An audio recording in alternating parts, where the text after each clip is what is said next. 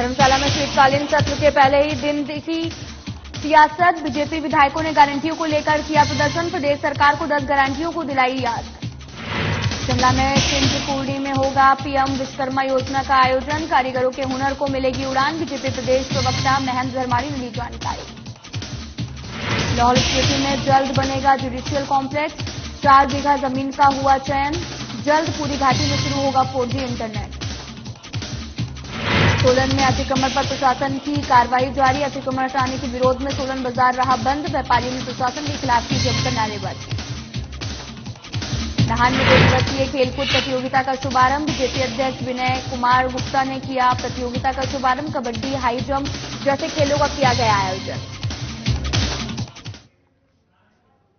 नमस्कार, मैं हूं आपके साथ अंकिता पाल। बुलेटिन की शुरुआत करते हैं। धर्मशाला में हिमाचल विधानसभा के शीतकालीन सत्र की शुरुआत ही बीजेपी के आपको बता दें कि आक्रामक रवैये के साथ हुई है।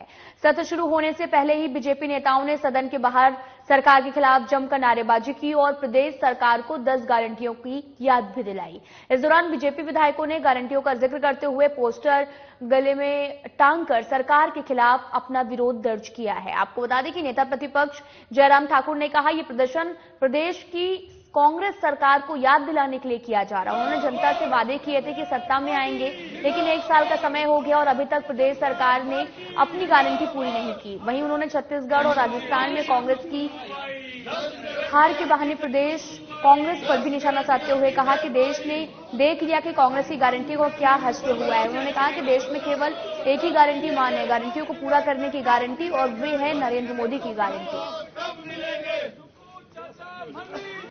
हिमाचल प्रदेश में कांग्रेस ने सत्ता में आने से पहले 10 गारंटियां जारी की थी और चीख चीख करके कांग्रेस के प्रदेश के और केंद्र के नेता इनके बोल रहे थे कि कैबिनेट की पहली बैठक में जो हमने गारंटियां दी थी उनको पूरा करेंगे। और 1 साल बीतने के बाद एक भी गारंटी जब पूरी नहीं हुई तो हम आज पूछ रहे हैं उनसे कि क्या हुआ उन गारंटियों का जो कहा था आपने कि कैबिनेट की पहली बैठक में उन गारंटियों को पूरा करेंगे। और उस दृष्टि से आज विधानसभा का ये शीतकालीन सत्र का पहला दिन है और हम यहीं से शुरुआत कर रहे हैं। जो वादा किया था, जो गारंटी दी थी, उन गारंटियों का क्या हुआ? क्या हुआ उस गारंटी का जो 1500 महिलाओं को देने की बात कही थी आपने जनवरी महीने से? एक भी महिला को अभी तक नहीं मिला। तो वहीं बिलासपुर जिला के घुमारवीं विश्राम गृह में नवनियुक्त मंत्री राजेश धर्माणी लोगों से मिले और उनकी समस्याओं को भी सुना और बधाई देने वालों का वहां पताता भी लग गया। आपको बता दें कि पत्रकारों से बातचीत करते हुए उन्होंने कहा कि 19 दिसंबर से 23 दिसंबर तक चलने वाले हिमाचल प्रदेश विधानसभा शीतकालीन सत्र को लेकर विपक्ष प्रदेश सरकार को घेरने के लिए पूरी तरह से तैयार है। वहीं सत्ता पक्ष ने भी विपक्ष के सवालों का जवाब देने के लिए अपनी तैयारी पूरी कर ली है। और एक और जहां 5 दिनों तक चलने वाले इस विधानसभा सत्र में विपक्ष की तरफ से प्रदेश से जुड़े स्थानीय मुद्दे उठाए जाएंगे, वहीं प्रदेश की कांग्रेस सरकार के 1 साल का कार्यकाल पूरा होने पर कांग्रेस की तरफ से भी दी गई गारंटियों का मुद्दा भी सदन में गूंजने की पूरी उम्मीद है। प्राथमिकता तो विधायक के तौर पे तो मैंने प्रश्न भेजे थे और कुछ डिस्कशन के लिए रेजोल्यूशन भी भेजे थे, लेकिन अब जैसे ही मंत्रिमंडल में शामिल हो गए हैं तो जो विधायक के तौर पे एजेंडा हमने भेजा था वो डिस्कस नहीं होगा उसमें। बाकी जो सरकार की तरफ से जो भी प्रस्ताव होंगे या अब तो जवाबदेही का समय है ना, विधानसभा में हमें जवाब देने वाली स्थिति में होंगे। तो जो भी एजेंडा हमारे सामने आएगा उसको सरकार की तरफ से जो भी उचित उत्तर उसका बनेगा। शिमला में प्रदेश प्रवक्ता और विश्वकर्मा योजना के प्रदेश संयोजक महेंद्र धर्माणी ने मीडिया से बातचीत करते हुए कहा कि पीएम विश्वकर्मा योजना से पारंपरिक और ग्रामीण कारीगरों के हुनर को नई उड़ान मिलेगी। कारीगरों को अपने हुनर और प्रतिभा को विश्व मंच पर दिखाने के लिए भी अवसर मिलेंगे। आगे उन्होंने कहा कि पीएम विश्वकर्मा योजना की 1 दिवसीय कार्यशाला 21 दिसंबर को चिंतपूर्णी में आयोजित की जाएगी, जिसमें प्रदेश के 12 प्रशासनिक जिलों और 68 विधानसभा क्षेत्रों से 300 प्रतिभागी भी भाग लेंगे। और इस कार्यक्रम में प्रदेश अध्यक्ष डॉक्टर राजीव बिंदल, संगठन मंत्री सिद्धार्थन और प्रदेश मंत्री उत्तराखंड के कैबिनेट मंत्री धन सिंह रावत विशेष तौर पर मौजूद रहेंगे। साथ ही उन्होंने इस योजना की जानकारी देते हुए कहा कि देश की नरेंद्र मोदी सरकार की तरफ से पीएम विश्वकर्मा योजना प्रारंभ करने से पारंपरिक और ग्रामीण कारीगरों के हुनर को नई दिशा और गति मिलेगी। और आगे उन्होंने कहा कि पीएम विश्वकर्मा योजना प्रधानमंत्री नरेंद्र मोदी की तरफ से वोकल फॉर लोकल को मजबूती प्रदान करेगी और भारत की परंपरा और हुनर को संरक्षण प्रदान करके देश की आर्थिक आर्थिक स्थिति को भी सुदृढ़ करेगी।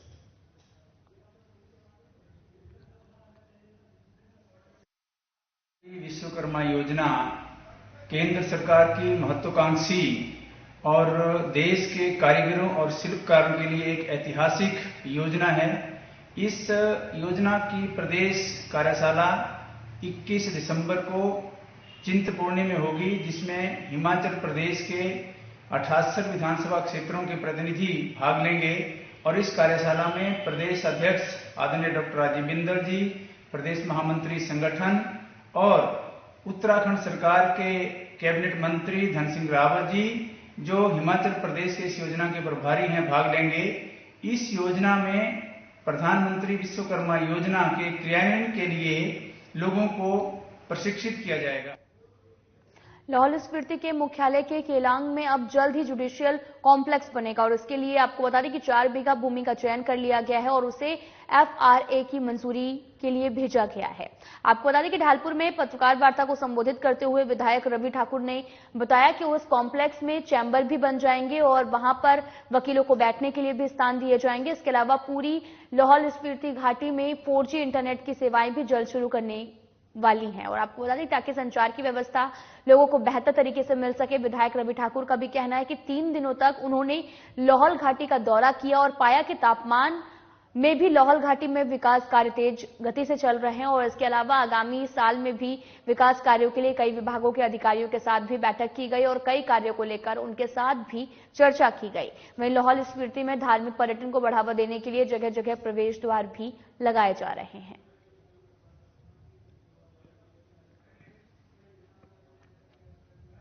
आपको बता दें कि लाहौल स्पीति में जल्द ही जुडिशियल कॉम्प्लेक्स बनेगा और 4 बीघा जमीन का यहां पर चयन भी किया जा चुका है और उसे FRA की मंजूरी के लिए भी भेजा गया है और साथ ही जल्द पूरी घाटी में 4G इंटरनेट सेवा जो है वो भी शुरू हो जाएगी और ताकि संचार की व्यवस्था लोगों को बेहतर तरीके से मिल सके।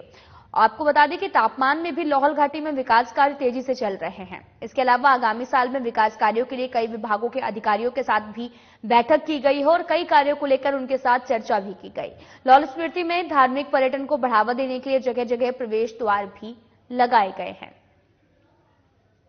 आपको बता दें कि विधायक रवि ठाकुर ने बताया कि उस कॉम्प्लेक्स में चैम्बर भी बनाए जाएंगे, वहां पर वकीलों के बैठने के लिए भी स्थान दिया जाएगा और इसके अलावा लाहौल स्पीति घाटी में 4G इंटर सेवा भी उपलब्ध करवाई जाएगी। सरकार बनकर और हमारे विकास की गति पकड़ ली है लाहौल स्पीति के अंदर। सबसे पहले तो मैं ये कहना चाहता हूँ, 3 दिवसीय दौरा रहा मेरा और हर विभाग का तकरीबन हमने उद्घाटन और शिलान्यास किए हैं और बहुत तेजी से वहां विकास के कार्य हो रहे हैं। इसके साथ साथ जुडिशियल कॉम्प्लेक्स का भी डिमांड आया था मुझे, तो ये जुडिशियल कॉम्प्लेक्स मैंने MLA प्रायोरिटी पे रखा है और बहुत जल्द वहां 4.5 बीघा जमीन केलोंग में चिन्हित किया हमने और इसमें बनके बहुत जल्द तैयार हो जाएगा। देखिए, एक तो हमारी आवाजाही बहुत बढ़ गई है लाहौल स्पीति में और लोगों को दूर दराज क्षेत्र से आना पड़ता था कुल्लू अपने अदालत में और निष्पक्ष तरीके से अपना जांच कराना हो या फैसले लेने हो, तो अब वहीं पे होने के कारण जो है इस सब से बचेंगे और जो लोग नहीं आ पाते थे उनको भी फैसले सही मिलेंगे, उनको अपना हक मिलेगा। तो वहीं सोलन में बीते करीब 10 दिनों से प्रशासन अतिक्रमण के खिलाफ अपनी कार्यवाही अमल में ला रहा है। आपको बता दें कि अतिक्रमण को हटाने के लिए JCB का सहारा ले रहा और वहीं दूसरी ओर आपको बता दें कि व्यापारी इस कार्यवाही से नाखुश और जिसके विरोध में आज सोलन बाजार बंद रहा और साथ ही व्यापारियों ने शहर में रैली निकालकर प्रशासन के खिलाफ जमकर नारेबाजी की। वहीं दूसरी ओर अतिक्रमण हटाने की प्रक्रिया निरंतर जारी है। व्यापारी मौके पर अतिक्रमण को हटाने में लगी हुई है और SDM से मिले और अंत में निष्कर्ष निकालना भी पुराने उपायुक्त कार्यालय से एक बार फिर से नाप नपाई हो और इसके लिए भी SDM ने अपनी सहमति दे दी है। वहीं हमारे संवाददाता से बात करते हुए व्यापार मंडल के अध्यक्ष कुशल जेठी ने भी बताया कि वे अतिक्रमण के विरोध में और प्रशासन नाजायज तरीके से JCB चलाकर दुकानों मकानों को नुकसान पहुंचा रहा। उपमंडल अधिकारी कविता ठाकुर ने बताया कि निश्चित तौर पर प्रशासन और व्यापार मंडल आमने सामने हैं और प्रशासन अपना कार्य कर रहा, तो वही व्यापारी इससे परेशान है। हालांकि सुरक्षा व्यवस्था चाक चौबंद है। पुलिस के अधिकारी कर्मचारी मौके पर कानून व्यवस्था को बना रहे हैं ताकि स्थिति को नियंत्रण में रखा जाए।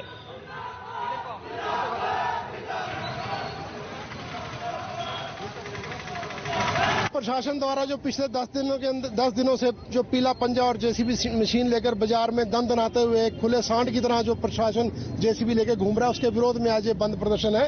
और जैसे कि आपको मालूम है कि पिछले 10 दिन से आप रोज मीडिया कवर करते हैं कि जहां जिसका दिल करता है वहां पंजाब जेसीबी मशीन का चलाता है, लोगों के घर रास्ते तोड़े जा रहे हैं। उसके विरोध में आज हम विरोध प्रदर्शन कर रहे हैं कि ऐसे क्या हालात सोलन के अंदर पैदा होगी कि एक दहशत का माहौल हो गया। आज लोगों के अंदर डर पैदा हो गया कि हमने क्या जुल्म कर लिया, सोलन में दुकान बढ़ा के हमने क्या दिक्कत क्रिएट कर दिया। ये ZH चौक तक, फिर उसके बाद by metes and bounds measure करते हुए, जैसे कि व्यापार मंडल के मेंबर्स ने बोला हमें कि हम अच्छी तरह से आइडेंटिफाई करें हर पॉइंट, तो ZH चौक, फिर ZH चौक से बैकवर्ड्स DC ऑफिस। मतलब इन्होंने नहीं, ये ज्यादा क्लैरिटी चाहते हैं तो फिर हम कर देंगे वो चीजें क्लियर। नोटिस का ऐसा है कि हम लोग कोई 10 दिन हो गए इस ड्राइव को चलते हुए, तो जब हम खुद ही कर रहे हैं इस ड्राइव को इनिशिएट, तो वो नोटिस की। तो वहीं आपको बता दें कि नाहन के चंबा मैदान में एकल विद्यालयों का 2 दिवसीय खेलकूद प्रतियोगिता का आरंभ हुआ है। राज्य स्तरीय इस खेलकूद प्रतियोगिता में 11 जिला अंचलों से खिलाड़ी भाग ले रहे हैं और इसमें कबड्डी, हाई जंप, एथलेटिक जैसे खेलों का भी आयोजन किया जाएगा और यहां से चयनित खिलाड़ी एकल स्कूलों के राष्ट्रीय स्तर की प्रतियोगिता में भाग लेंगे। और इस प्रतियोगिता का शुभारंभ जिला बीजेपी अध्यक्ष विनय गुप्ता ने दीप प्रज्वलन करके साथ किया और उसके बाद में एक मार्च पास्ट का भी आयोजन किया गया।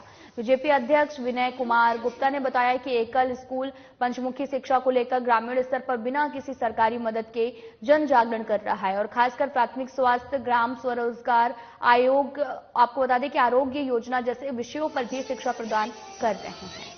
अभियान की अभ्युदय खेल कूद प्रतियोगिता संभाग दक्षिण हिमाचल जो राज्य स्तरीय एकल अभियान है, 11 अंचलों के बच्चे नाहन में आए हैं, खेल कूद प्रतियोगिता में भाग ले रहे हैं।